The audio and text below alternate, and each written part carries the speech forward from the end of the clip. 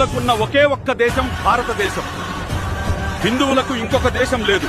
ఒకప్పుడు నేపాల్ హిందూ దేశంగానే ఉండేది, ఇప్పుడు అది కూడా లేదు. ముస్లింలకు ఎన్నో కంట్రీస్ ఉన్నాయి, క్రిస్టియన్స్ కూడా ఎన్నో దేశాలు ఉన్నాయి.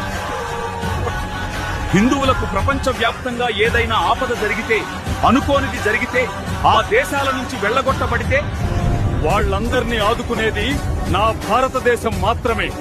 అలా వెళ్లగొట్టబడిన వాళ్లు ఇక్కడికి వస్తే భోజనం పెట్టేది ఇక్కడే. కాబట్టి హిందూ మతాన్ని కాపాడుకోకపోతే, హిందూ ధర్మాన్ని కాపాడుకోలేకపోతే, ఈ ఒక్క దేశం కూడా మనకు లేకపోతే మన పరిస్థితి ఏంటో అర్థం చేసుకోండి.